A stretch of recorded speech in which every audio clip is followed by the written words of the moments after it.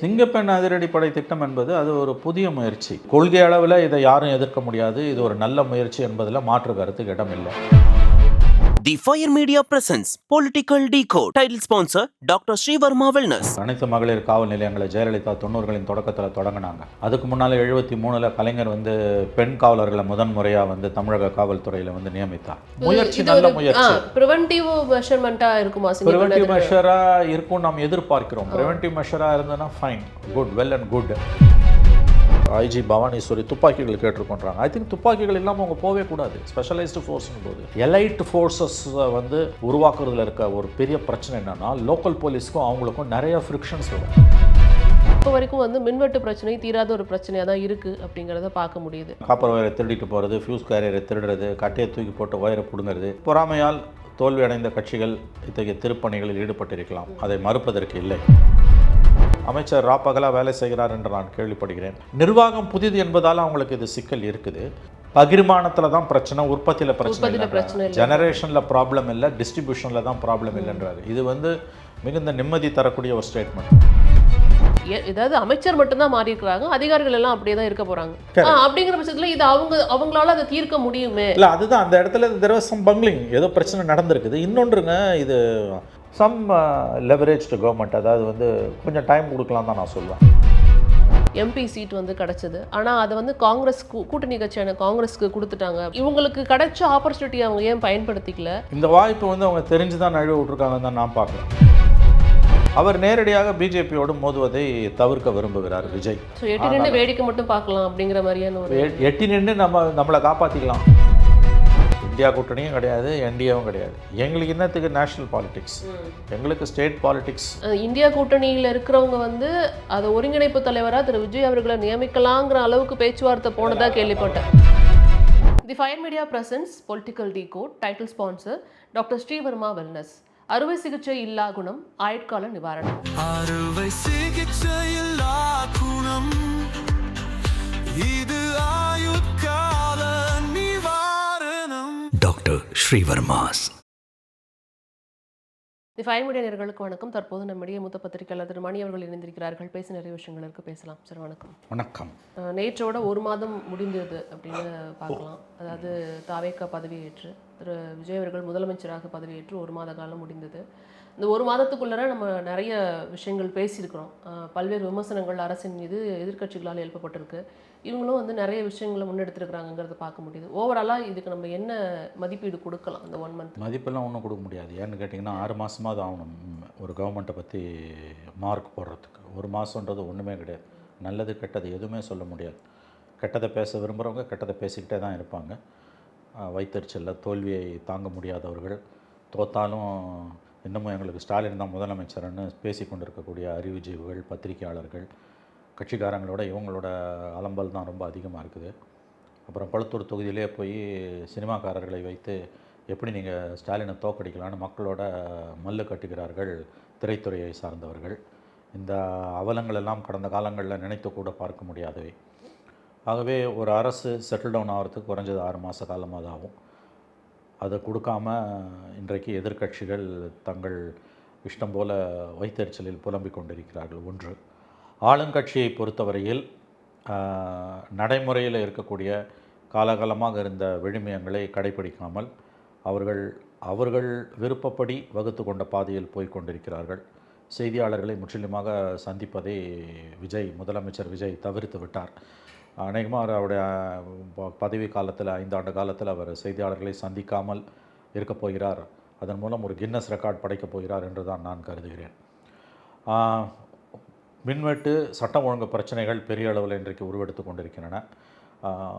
பல தொகுதிகளில் எம்எல்ஏக்களுக்கு இன்னமும் பிரச்சனை என்னவென்று புரிப்படவில்லை. அது புரிப்படுவதற்கு நாள் ஆகும். சட்டமன்றம் இந்த மாதம் 18ஆம் தேதி ஆளுநர் உரை, இந்த மாத இறுதியில் அடுத்த மாதம் பட்ஜெட் இருக்குது. அதுக்கு பிறகு தான் இவங்க டைரக்ஷன் எந்த பக்கத்தில் போகுதுன்றதை சொல்ல முடியும். இன்றைக்கி புதுதில்லியில் இருக்கிறார் முதலமைச்சர் விஜய். நித்தி ஆயோக் கூட்டத்தில் என்ன கோரிக்கைகளை வைக்கப் போகிறார் என்று அவருடைய உரை வாசிக்கப்பட்ட பிறகு தான், அவர் உரையை வாசித்த பிறகு தான் நமக்கு தெரியும்.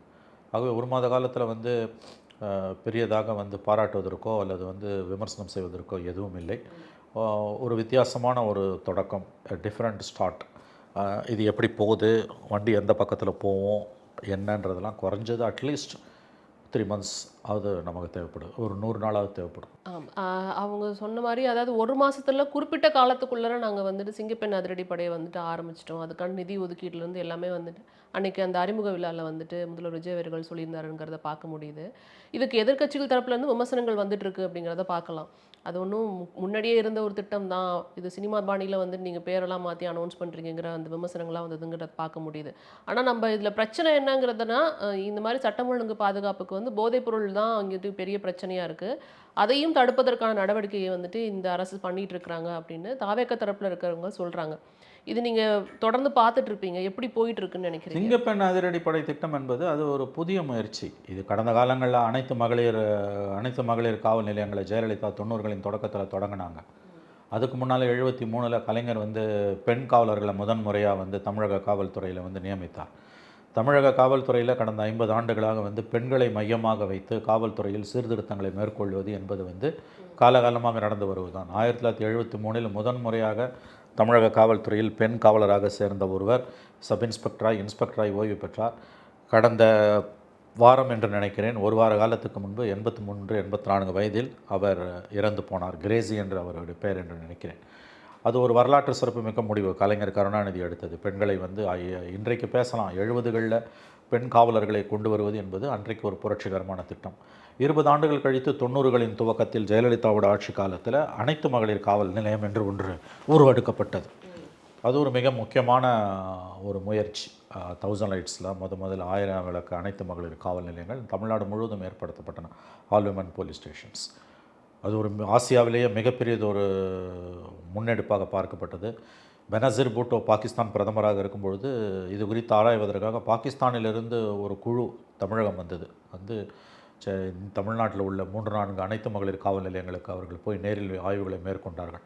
ஆகவே உலகிற்கே வந்து ஒரு எடுத்துக்காட்டாக, ஒரு முன்மாதிரியாக ஜெயலலிதா கொண்டு வந்த அந்த அனைத்து மகளிர் காவல் நிலையங்கள் இருந்தன. இந்தியாவிலேயே காவல்துறையில் பெண்களுக்கான பங்களிப்பு மிக அதிக அளவில் இருப்பது வந்து எல்லா நிலைகளிலும் தமிழ்நாடு தான். ஆகவே அந்த பின்புலத்தில் பார்க்கும் பொழுது இந்த முயற்சி என்பது வந்து அதனுடைய ஒரு தொடர்ச்சியாகத்தான் நாம் பார்க்க வேண்டும். நல்ல முயற்சி, அதில் வந்து எந்த மாற்று கருத்தும் இடம் கிடையாது. ஆனால் நடைமுறையில் வந்து நிறைய சிக்கல்கள் இருக்கின்றன. லோக்கல் போலீஸை ஸ்ட்ரென்தன் பண்ணாலே இந்த மாதிரி பிரச்சனைகளை சமாளிக்க முடியும். புதியதாக வருபவர்கள் வந்து எப்பயுமே அவங்களுக்கென்று சில முத்திரைகளை பதிக்க விரும்புவார்கள். அதன் அடிப்படையில் தான் இந்த சிங்கப்பெண் அதிரடி திட்டம் என்ற ஒரு திட்டம் அமல்படுத்தப்பட்டிருக்கிறது. 2500 பேரை நியமிக்க போகிறாங்கன்றாங்க.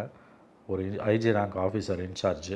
அவங்களுக்கு வழக்கு போடுற அதிகாரம்லாம் கிடையாது. பிடிச்சி லோக்கல் போலீஸ்கிட்ட அவங்க ஒப்படைச்சணும். அங்கே தான் வந்து உங்களுக்கு வந்து பிரச்சனைகள் உருவெடுக்கும். வழக்கை நடத்தி தண்டனை வாங்கி கொடுப்பது லோக்கல் போலீஸ். அப்போ லோக்கல் போலீஸில் இருக்கக்கூடிய குறைகளை களையாமல் சிங்கப்பெண் அதிரடி திட்டம் எவ்வளவு தூரம் அவர்கள் பாய்ந்து குற்றவாளிகளை பிடித்தாலும் நடைமுறையில் குற்றங்களை நடைபெறாமல் தடுப்பதற்கும் குற்றங்களில் ஈடுபட்டவர்களுக்கு போதிய தண்டனைகளை சட்டத்தின் முன் நிறுத்தி முறையாக வழக்குகளை நடத்தி வாங்கி கொடுப்பது என்பதிலும் மாற்றங்கள் ஏதும் செய்யப்படவில்லை. முயற்சி நல்ல முயற்சி. பிரிவென்டிவ் மெஷர்மெண்ட்டா இருக்குமா? பிரிவென்டிவ் மெஷராக இருக்கும் நாம் எதிர்பார்க்கிறோம். பிரிவென்டிவ் மெஷராக இருந்ததுன்னா fine, good, well and good. நானாக தான் சொன்னேன், இது கொள்கை அளவில் இதை யாரும் எதிர்க்க முடியாது. இது ஒரு நல்ல முயற்சி என்பதில் மாற்று கருத்துக்கு இடம் இல்லை. ஆனால் கடந்த கால அனுபவங்களின் அடிப்படையில் பார்க்கும்போது ஸ்பெஷல் ஃபோர்ஸஸாக வந்தது எல்லாமே வந்து லோக்கல் போலீஸோடு அவங்களுக்கு ஒத்துழைப்பு இல்லைன்னா அவங்களால பெரியதாக எதுவுமே செய்ய முடியாது. ஏன்னா இந்த வழக்கை நடத்துறது, இப்போ ஒரு இடத்துல குற்றம் நடக்குது, குற்றம் நடக்க எத்தனைக்கிறார்கள் அல்லது குற்றம் நடப்பதை இவர்கள் தடுத்து விடுகிறார்கள். ஒரு பாலியல் வன்புணர்வு முயற்சி நடக்கிறது, அதை இவர்கள் தடுக்கிறார்கள். குழந்தைகள் மீதான வன்புணர்வை தடுக்கிறார்கள். அப்படின்னும் போது அந்த குற்றம் சுமத்தப்பட்டவர்களை பிடித்து லோக்கல் ஜூரிஸ்டிக்ஷனல் போலீஸில் எந்த காவல் மாவட்டத்துக்குள்ளே வருதோ அந்த காவல் நிலையத்தில் ஒப்படைத்து விட்டு இவர்கள் போய்விடுவார்கள். வழக்கை நடத்துறது அந்த லோக்கல் போலீஸ் தான். அங்கே தான் உங்களுக்கு வந்து சிக்கல் வருது. ஏன்னா பிடிக்கிறது பெருசு இல்லை, கன்விக்ஷன் ரேட் என்னன்னு நம்ம பார்க்கணும். அதனால தான் எப்பயுமே சொல்லுவாங்க, உங்களுக்கு வந்து லோக்கல் போலீஸை வந்து ஸ்ட்ரென்தன் பண்ணுறது தான் எத்தகைய மாற்றங்களுக்குமான முன்னோட்டமாக இருக்க முடியும். துரதிருஷ்டவசமாக அது செய்யாமல் இன்றைக்கு வந்து நேரடியாக ஒரு படை களத்தில் இறக்கப்பட்டிருக்கிறது. இவர்களுடைய வெற்றி என்பது காவல்துறையில் உள்ள மற்ற பிரிவுகள் இவர்களுக்கு அளிக்கக்கூடிய ஒத்துழைப்பின் அடிப்படையிலானது. எனவே இது ஒரு 350 கோடியை ஒதுக்கியிருக்காங்க. 2500 பெண்களை காவலர்களை நியமிக்க போகிறாங்க. ஏற்கனவே எக்ஸிஸ்டிங்காக இருக்க ஃபோர்ஸ்லேருந்து மாற்ற போகிறாங்களா, புதுசாக நியமிக்க போகிறாங்களா, அதெல்லாம் தெரியல. இப்போ நீங்கள் 2500க்கும் புதுசாக ட்ரைனிங் எடுத்து பண்ணணுன்னா 2 வருஷம் 3 வருஷம் ஆகும் உங்களுக்கு. அப்போ அது வரைக்கும் இந்த படம் தூங்கிட்டு இருக்காது உங்களுக்கு. அப்போ இவர்களுக்கு வந்து நீங்கள் வந்து ஃபோர்ஸ்லேருந்து தான் நீங்கள் எக்ஸிஸ்டிங் ஃபோர்ஸ்லேருந்து தான் அவங்கள எடுக்கணும். இன்னொன்று இது வந்து ஒரு விதமான ஒரு எலைட் ஃபோர்ஸ் தான். இளம் வயதில் உள்ள பெண்கள் உங்களுக்கு வந்து அதில் இந்த மாதிரியான இப்போ பிரதமருக்கான பாதுகாப்பு, தேசிய பாதுகாப்பு, NSG எல்லாம் பார்த்தீங்கன்னா அந்த வயது வந்து ரொம்ப 25 வயசு 30 வயசு அந்த மஸ்ட் பி எஜைலாக இருக்கணும்னுவாங்க. 25 வயதுக்குள்ள இளம் பெண்களாக தான் நீங்கள் பார்த்து எடுக்க முடியும். அவர்களுக்கான பயிற்சி, அவர்களுக்கான ஆயுதங்கள், இப்போ அவங்க நேற்று அந்த IG பவானீஸ்வரி துப்பாக்கிகள் கேட்டிருக்கோன்றாங்க. ஐ திங்க் துப்பாக்கிகள் இல்லாமல் அவங்க போகவே கூடாது. ஸ்பெஷலைஸ்டு ஃபோர்ஸ்னும் போது இப்போ 4 பேர் கொண்ட குழுனா அதில் அட்லீஸ்ட் 2 பேர்கிட்டே துப்பாக்கிகள் இருக்கணும். துப்பாக்கினா எவ்வளோ பெரிய துப்பாக்கிலாம் வச்சுட்டு பிரயோஜனம் கிடையாது. ஸ்மார்ட் வெப்பன்ஸ் இருக்கணும் உங்களுக்கு கையில். ஸோ இதில் நிறைய டிஃபிகல்ட்டிஸ் இருக்குது. அப்புறம் வந்து நீங்கள் எந்த இடங்களில் வந்து பெட்ரோலிங் போவீங்க, லோக்கல் போலீஸோட உங்களோட ஒரு விஷயம் புரிஞ்சுக்கோங்க, எந்த விதமான ஸ்பெஷல் ஃபோர்ஸ் போட்டாலும் மத்திய அரசோ மாநில அரசோ லோக்கல் போலீஸோட ஒத்துழைப்பு ஓரளவுக்காவது இல்லைன்னா வெற்றி பெற முடியாது. ஏன்னா டோப்போகிராஃபி அவங்களுக்கு தான் தெரியும், லோக்கல் கண்டிஷன்ஸ் அவங்களுக்கு தான் தெரியும். எப்பயுமே இந்த மாதிரி ஒரு ஸ்பெஷல் ஃபோர்ஸ் வரும்போது லோக்கல் போலீஸுக்கும் அவங்களுக்கும் ஒரு ஃப்ரிக்ஷன் இருக்கும், ஒரு பொறாமை இருக்கும். ஏன்னா இவங்க ஸ்பெஷல் ஃபோர்ஸ். ஜெயலலிதாவுக்கு 96 ஸ்பெஷல் செக்யூரிட்டி குரூப்னு ஒன்று போட்டப்போ இதே சிக்கல் வந்தது, பெரிய அளவில் சிக்கல் வந்தது. அவங்க பெரிய அளவில் மேலாதிக்கம் செலுத்தினாங்க. ஜெயலலிதா 96 தோற்றதுக்கு அந்த ஃபோர்ஸ் ஒரு காரணம். அதனால் 96 கலைஞர் வந்தோன்னா அந்த ஃபோர்ஸை கலைச்சார், கம்ப்ளீட்டாக கலைச்சி போட்டார், வெவ்வேறு இடங்களுக்கு அவங்கள பணியில் அமைத்துட்டார். 2001 ஜெயலலிதா திரும்ப வந்தோன்னா அந்த ஃபோர்ஸை மீண்டும் உருவாக்கலை. அதில் இருக்க சிக்கல் அதுதான். எலைட் ஃபோர்ஸஸை வந்து உருவாக்குறதுல இருக்க ஒரு பெரிய பிரச்சனை என்னென்னா லோக்கல் போலீஸ்க்கும் அவங்களுக்கும் நிறைய ஃப்ரிக்ஷன்ஸ் வரும். ஒரு விதமான ஜெலஸோடு தான் அவங்க பார்ப்பாங்க. ஓகே, அதுவும் வந்து பெண்கள் பாதுகாப்பு அப்படின்னும் போது எங்கள் காவல்துறைக்குள்ளேயே பெண்களோட பாதுகாப்பு கேள்விக்குறியாக இருக்குது. இன்றைக்கி ஒரு டிஜிபி, ஸ்பெஷல் டிஜிபி ஒரு பெண் எஸ்பியிடம் முறைகேடாக நடந்து கொண்டார் என்ற குற்றச்சாட்டின் அடிப்படையில் அவர் சஸ்பெண்ட் ஆகி அந்த கேஸ் நடந்து அவர் தண்டிக்கப்பட்டார். மேஜிஸ்ட்ரேட் கோர்ட்டால் தண்டிக்கப்பட்டு அவர் இன்றைக்கி வந்து ரிட்டையர் ஆகி போயிட்டார். பட் அவர் தண்டிக்கப்பட்ட அந்த வழக்கு மேல்முறையீட்டில் இருக்குது. இன்னொரு IG லெவல் அதிகாரி இன்னொரு பெண் எஸ்பியிடம் தவறாக நடந்து கொண்டதாக குற்றம் சுமத்தப்பட்டு அந்த வழக்கு CBCIடம் இன்னமும் நடந்து கொண்டு இருக்கிறது உள்ள. அவர் அதனால் அவருடைய ADGP-யாக பதவி உயர்வு பெறாமலே ஓய்வு பெற்று விட்டார். காவலர்கள், பெண் காவலர்கள் அதிகமுள்ள தமிழ்நாடு காவல்துறையில் பெண் காவலர்களுக்கு SP ரேங்க்லேருந்து கான்ஸ்டபிளரி வரைக்கும் உங்களுக்கு அவர்கள் பாலியல் சீண்டலுக்கு ஆளாகிறார்கள் என்பது ஒரு பரவலான குற்றச்சாட்டாக இருக்கக்கூடிய ஒரு மாநிலத்தில் இத்தகைய சிறப்புத்தன்மை வாய்ந்த ஸ்பெஷல் ஃபோர்ஸஸ் வரது என்பது ஆப்ரேஷன் வைஸ் வந்து பல சிக்கல்களை உண்டாக்கும். எனவே நான் மறுபடியும் சொல்கிறேன், முயற்சி நல்ல முயற்சி. In principle it's good. Okay, but நடைமுறையில் ஏகப்பட்ட பிரச்சனைகள், சிக்கல்கள் இருக்கின்றன. அதை அவங்க எப்படி களைய போகிறாங்கன்னு நமக்கு தெரியல. தொடர்ந்து பார்க்கலாம். அது இப்போ அவங்க வந்ததுக்கப்புறம் அறிவித்த முதல் அவங்களோட திட்டம் இது அப்படிங்கிறதுனால. ஆமாம், அவர் வந்து அவர் கையெழுத்து, முதல் கையெழுத்து, அவர் முதலமைச்சர் ஆனோன்னா அவர் போட்ட முதல் கையெழுத்து முதலமைச்சருடைய பெட் ஸ்கீம் அது. ஆமாம், அதனால் வந்து அரசு வந்து கூடுதலாக அதுக்கு வந்து கவனத்தை செலுத்துன்றதெல்லாம் எந்த மாற்று கருத்துமே கிடையாது. பட் கடந்த கால அனுபவங்களின் அடிப்படையில் நான் பார்க்கும் பொழுது இதில் இருக்கக்கூடிய நடைமுறை சிக்கல்களை உங்கள் முன்னால் வைத்தேன், அவ்வளவுதான். ஓகே. இதில் இன்னொரு அடுத்த விஷயம் என்னென்னா, நம்ம வந்து அவங்க அறிவிச்ச திட்டம் இது வரைக்கும் பண்ண விஷயங்கள்லாம் பேசிகிட்டு இருக்கிறோம். நம்ம ஏற்கனவே இந்த டாஸ்மாக் கடைகள் வந்துட்டு 717 கடைகள் மூடினதை பற்றிலாம் பேசணும். அதனால் என்னென்ன விஷயங்கள் நடந்திருக்குங்கிற சமூக வலைதளங்களில் பார்க்குறோம். பட் விமர்சனங்கள்னு எடுத்துக்கிட்டப்ப இப்போ வரைக்கும் வந்து மின்வெட்டு பிரச்சனை தீராத ஒரு பிரச்சனையாக தான் இருக்குது அப்படிங்கிறத பார்க்க முடியுது. அதுக்கான முயற்சிகளை மின்துறை எடுத்துட்டு இருக்கிறாங்கன்னு ஒரு பக்கம் நம்ம பார்த்தாலும் இதில் குற்றச்சாட்டுகளும் எதிர்த்தரப்பினர் மீது வைக்கப்படுது. டிரான்ஸ்ஃபார்மரில் வந்துட்டு இது ஃபியூஸை எடுத்துகிட்டு போயிட்டாங்க, காப்பர் ஒயரை திருடிட்டாங்க, வயரில் மேலே வந்துட்டு கட்டை போட்டாங்க அப்படின்னு பல்வேறு குற்றச்சாட்டுகளையும் தாவேகா தரப்பினர் வைத்து கொண்டு தான் இருக்கிறாங்க. அதுக்கான காணொளிகளையும் சமூக வலைதளங்களும் நம்ம பார்க்க முடியுது. இதை எப்படி எடுத்துக்கலாம்? உள்ளுக்குள்ளே இன்னும் பிரச்சனை இருக்கா, அமைப்புக்குள்ளே பிரச்சனை இருக்கா, இல்லை வந்து அரசாங்கம் வந்து இதை வந்துட்டு கையாள்வதற்கு இங்கே வந்துட்டு தடுமாறுதா? இதை எப்படி எடுத்துக்கலாம்? இல்லை, சில இடங்களில் சதி வேலைகள் நடந்திருக்கலாம். காப்பர் ஒயரை திருடிட்டு போகிறது, ஃபியூஸ் கேரியரை திருடுறது, கட்டையை தூக்கி போட்டு ஒயரை பிடுங்கிறது சில இடங்களில் நடந்திருக்கலாம். நான் அதை மறுக்கவில்லை. அது பொறாமையால் தோல்வி அடைந்த கட்சிகள் இத்தகைய திருப்பணிகளில் ஈடுபட்டிருக்கலாம், அதை மறுப்பதற்கு இல்லை. பட் ஓவரால் பிரச்சனைக்கு வந்து இது சதி வேலைன்னு சொல்ல முடியாது. தோல்வியடைந்த கட்சிகளோட சதியால் தான் இந்த பிரச்சனையே முழுவதுமாக அவர்கள் தான் காரணம்னு சொல்வது முட்டாள்தனமானது. அதுக்கு வாய்ப்பே கிடையாது. ஏன்னா மின்வாரிய தலைவர் ராதாகிருஷ்ணன், டாக்டர் ராதாகிருஷ்ணன் ஒரு மூத்த அதிகாரி, கூடுதல் தலைமைச் செயலாளர் ரேங்கில் இருக்கவர், அவர் என்ன சொல்லுகிறார் என்றால் பகிர்மானத்தில் தான் பிரச்சனை, உற்பத்தியில் பிரச்சனை இல்லை, ஜெனரேஷனில் ப்ராப்ளம் இல்லை, டிஸ்ட்ரிபியூஷனில் தான் ப்ராப்ளம் இல்லைன்றாரு. இது வந்து மிகுந்த நிம்மதி தரக்கூடிய ஒரு ஸ்டேட்மெண்ட். ஏன்னா ஜெனரேஷனில் பிரச்சனைனா நம்ம ஒன்றும் பண்ண முடியாது. அது வந்து இப்போ நாளாகும். மின் உற்பத்தின்றது ஒரு நாள் 2 நாளில் வரது கிடையாது. எஸ். பகிர்மானத்தில் பிரச்சனைனா சரி செஞ்சிடலாம். அதுதான் அதை களைவதற்கு இன்றைக்கு வந்து ஏதோ 10 குழுக்களை போட்டிருக்காங்க. அமைச்சர் ராப்பகலாக வேலை செய்கிறார் என்று நான் கேள்விப்படுகிறேன். நிர்வாகம் புதிது என்பதால் அவங்களுக்கு இது சிக்கல் இருக்குது. சரி செய்வார்கள் என்று நாம் நம்பலாம். நான் அதை தான் வந்து இந்த இடத்துல வந்து புது கவர்மெண்ட்னும் போது ஹனிமூன் பீரியட் கொடுக்கணும்னு சொல்கிறது இதுதான். இல்லை, இதில் என்ன சந்தேகம் வருதுன்னா சார், இப்போ போன ஆட்சியில் இல்லாத இந்த பிரச்சனை ஆட்சி இவங்க அமைச்சு 1 மாதத்துக்குள்ளேயே இவ்வளோ பிரச்சனைகள் வருதுன்னா, ஏதாவது அமைச்சர் மட்டும்தான் மாறி இருக்கிறாங்க, அதிகாரிகள் எல்லாம் அப்படியே தான் இருக்க போகிறாங்க. அதாவது என்னன்னா மின்வாரி அதிகாரிகளை சொல்கிறேன். அப்படிங்கிற பட்சத்தில் இது அவங்களால அதை தீர்க்க முடியுமே? இல்லை, அதுதான் அந்த இடத்துல there was some bungling, ஏதோ பிரச்சனை நடந்திருக்குது. இன்னொன்றுங்க, இது 1 மாதத்துக்கு முன்னாலே எப்பயும் மின் நுகர்வு ரொம்ப அதிகமாக இருக்குது. இந்த மாதம் வந்து உங்களுக்கு மே 4ஆம் தேதி ரிசல்ட் வந்தது, 10ஆம் தேதி புது அரசு பதவியேற்றது. 1 மாத காலம் தான் ஆகுது. இந்த 1 மாத காலம் வந்து தேவை அதிகமாக இருக்குது. டிமாண்டு வந்து ரொம்ப நாடு பூராவே. இன்ஃபேக்ட் நேற்றுக்கு முந்தானால பார்த்த ஒரு செய்தி டைம்ஸ் ஆஃப் இந்தியான்னு நினைக்கிறேன், மிகப்பெரிய அளவில் வந்து உங்களுக்கு வந்து இதுவரை இல்லாத அளவுக்கான ஒரு மின் தேவை ஏற்பட்டிருக்கு. இந்தியா பூராவே வெப்ப அலை வீசிக்கொண்டு இருக்கிறது. நமக்கு இப்பயும் அந்த கத்திரி வெயில் முடிஞ்சும் இன்றைக்கும் பார்த்தீங்கன்னா இன்றைக்கி நிலைமை வந்து மோசமாக தான் இருக்குது. சென்னை மாநகரத்தில் இத்தகைய தூரம் வெப்ப அனலை நான் பார்த்ததில்லை. ஸோ தேவை வந்து ரொம்ப அதிகமாக இருக்குது. அதுவும் இந்த கவர்மெண்ட்டுக்கு ஒரு கூடுதல் சுமை. பட் ஜெனரேஷனில் ப்ராப்ளம் இல்லை, டிஸ்ட்ரிபியூஷனில் தான் மின்வாரிய தலைவர் சொல்கிறது ஒரு நிம்மதி அளிக்கக்கூடிய செய்தி. ஏன்னா அது இவங்களால் அப்போ கட்டுப்படுத்த முடியும், சரி செய்ய முடியும். அதற்கான முயற்சிகளில் தான் ஈடுபட்டிருக்காங்க.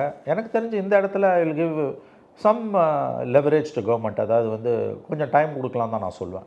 இதுதான் ஹனிமூன் பீரியட்ன்றது. ஏன்னா புதுசு, எல்லாரும் புதுசு, எக்ஸப்ட் செங்கோட்டையன் அத்தனை பேரும் புதுசு.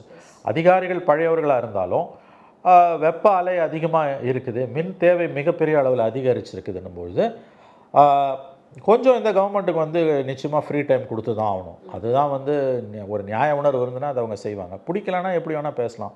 பட் அதே நேரத்தில் அரசை பொறுத்த வரைக்கும் வீடுகளுக்கான அந்த மின்சாரத்தை உறுதி செய்கிறது முக்கியம்தான், அதை நான் மறுக்கல.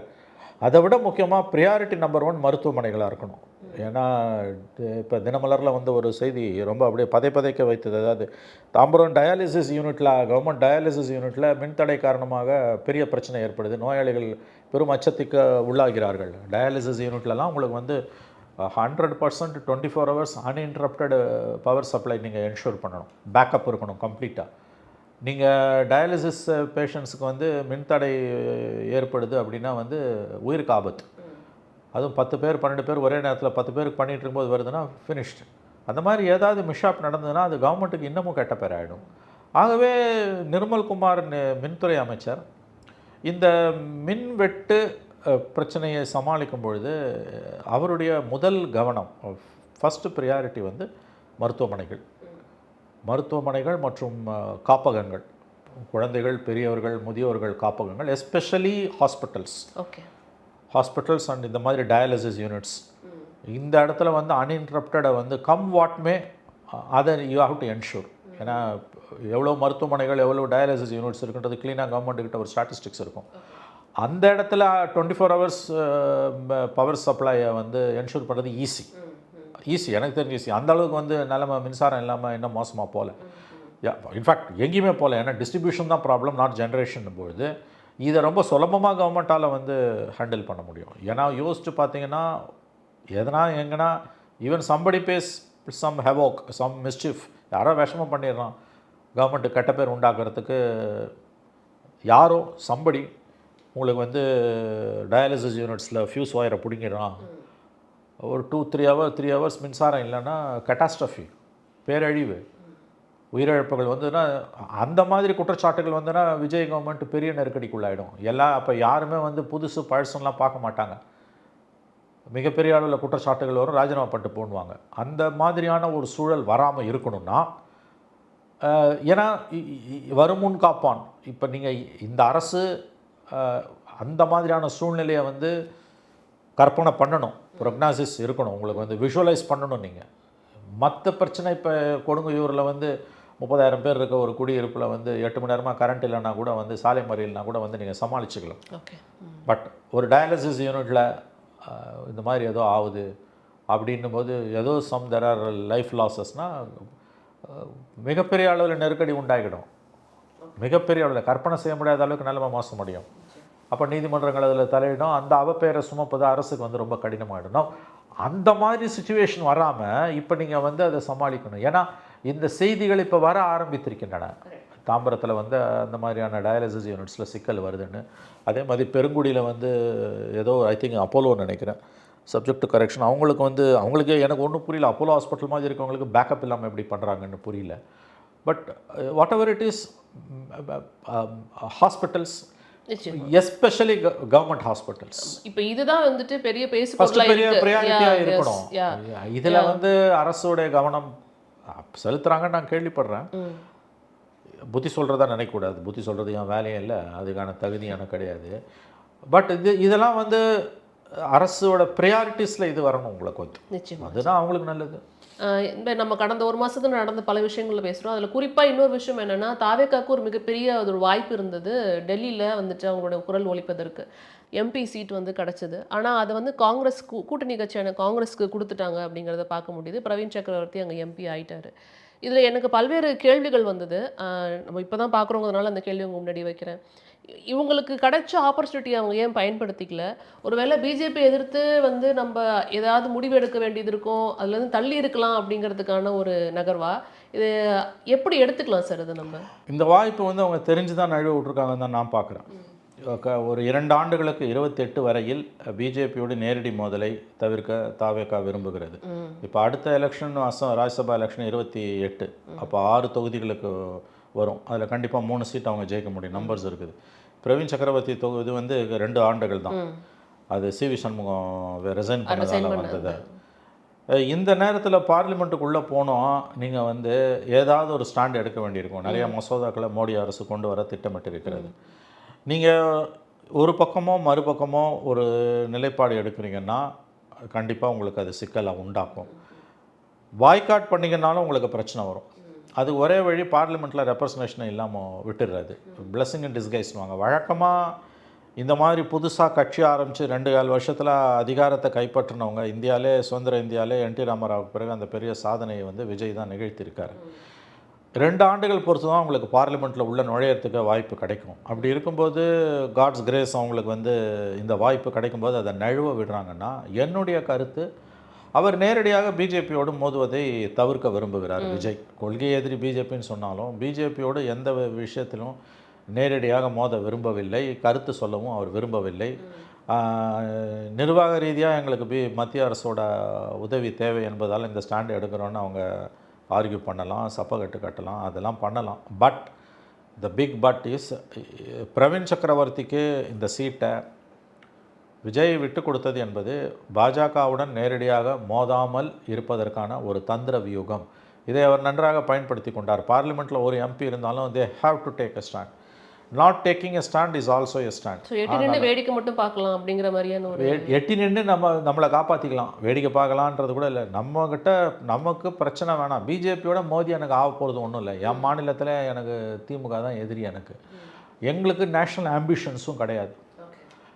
நான் இன்னொன்று சொல்கிறேன், இந்தியா கூட்டணிக்குள்ளே அவங்களுக்கு அழைப்பு வந்ததுன்றாங்க, வரலன்றாங்க. திரும்ப அவர்கள் வந்துட்டு தாவேக்காவை உள்ள இணைச்சிங்கன்னா நாங்கள் சப்போர்ட் பண்ண தயாராக இருக்கிறோன்னு இந்தியா கூட்டணியோட அந்த இதில் பேசியிருக்கிறாரு. கரெக்ட். இப்போ நான் நினைக்கிறேன், என்னுடைய கருத்து, இந்தியா கூட்டணியிலிருந்து முறையாக அவருக்கு அழைப்பு அனுப்பப்பட்டாலும் அனுப்பப்படவில்லை என்று தான் நான் கருதுகிறேன். This is subject to correction. ஒருவேளை அப்படியே அழைப்பு அவருக்கு விஜய்க்கு அனுப்பப்பட்டாலும் அவர் அதை ஏற்றுக்கொள்ள மாட்டார். 2 ஆண்டுகளுக்கு அவர் இந்தியா கூட்டணி பக்கமும் தலை வைத்து படுக்க மாட்டார். இந்தியா கூட்டணியும் கிடையாது, என்டிஏவும் கிடையாது. எங்களுக்கு இன்னத்துக்கு நேஷ்னல் பாலிடிக்ஸ், எங்களுக்கு ஸ்டேட் பாலிடிக்ஸ் போதும். எங்களுக்கு ஒன்றும் நேஷ்னல் ஆம்பிஷன்ஸ் இல்லை. பட் 10 பேர் எம்பி ஆகணும். சாரி சார், இந்தியா கூட்டணியில் இருக்கிறவங்க வந்து அதை ஒருங்கிணைப்பு தலைவராக திரு விஜய் அவர்களை நியமிக்கலாங்கிற அளவுக்கு பேச்சுவார்த்தை தவறான தகவல். அப்படிலாம் ஒருங்கிணைப்பு குழு தலைவர்ன்றதுலாம் ரொம்ப தலைவர். அவர் மொத்தமாகவே உள்ளே வரவே இல்லை. அவர் வந்து அத்தைக்கு மீசம் முளைச்சா சித்தப்பான்ற கதை இது. இதெல்லாம் கற்பனை அள்ளி விட வேண்டியதுதான். இஷ்டம் போல் வாயில் வந்து எல்லாம் பிடிச்சதை பேசுறதுன்றது இதுதான். இதன் மூலமாகத்தான் நாம் நம்முடைய நம்பகத்தன்மையை மக்களிடம் இழக்கிறோம். அவர் இந்த ப்ரப்போசலே அவர் கன்சிடர் பண்ணலை. அவருக்கு உள்ளே போகிறதுல, இந்தியா கூட்டணிக்குள்ளே போகிறதுலையும் விருப்பம் இல்லை. ஒருவேளை இந்தியா கூட்டணிக்குள்ளே போனாலும் அவர் ஒருங்கிணைப்பாளர் அந்த அந்தஸ்துக்கெல்லாம் உடனடியாக உயர முடியாது. ஏன்னா புதுசாக உள்ளே போகிறார். அங்கே ஏற்கனவே பழம்பெருச்சாளிகள் ரொம்ப பேர் இருக்காங்க. ஆகவே அவையெல்லாம் வந்து தேவையற்ற கேள்விகள். அவர் இந்தியா கூட்டணியிலிருந்து முறையாக அவருக்கு அழைப்பு கொடுக்கப்பட்டாலும் அவர் இந்தியா கூட்டணிக்குள் போக மாட்டார். அட்லீஸ்ட் 28 வரைக்கும் அவர் என்டிஏ இந்தியா கூட்டணி ரெண்டுலேருந்து ஈக்குவல் டிஸ்டன்ஸில் இருக்கணும்னு பார்க்குறாரு. அதோட அர்த்தம் வந்து என்டிஏ பிஜேபி மோடி கோபப்படக்கூடாது. இந்தியா கூட்டணியில் சேருவது என்பது அவருடைய விருப்பமாக கண்டிப்பாக இருக்கும். ஏன்னா கொள்கை அளவில் அவர் இந்தியா கூட்டணியோடு தான் இருக்கிறார். இடதுசாரிகள் காங்கிரஸ் ஆதரவோடு தான் இந்த அரசை நிற்கிறது. காங்கிரஸே இந்த அமைச்சரவையில் இடம்பெற்றிருக்கும் பொழுது ஒரு natural partner of India bloc. But அதில் போய் தேசிய அளவில் உள்ள அங்கம் வகிப்பது என்பது கண்டிப்பாக பிஜேபியுடன் மோடியுடன் ஒரு உரசலை ஏற்படுத்தும் என்ற யதார்த்தத்தை அவர் புரிந்து கொண்டிருப்பதால் என்னுடைய கணிப்பு அடுத்த 2 ஆண்டுகளுக்கு அவர் இந்தியா கூட்டணி பக்கம் தலை வைத்தும் படுக்க மாட்டார். தேர்தல் நெருக்கத்தில் கண்டிப்பாக இந்தியா கூட்டணியில் வந்து சேருவார். The Fire Media presents Political Decode. Title sponsor Dr. Srivarma Wellness. அறுவை சிகிச்சை இல்லா குணம், ஆயுட்கால நிவாரணம்.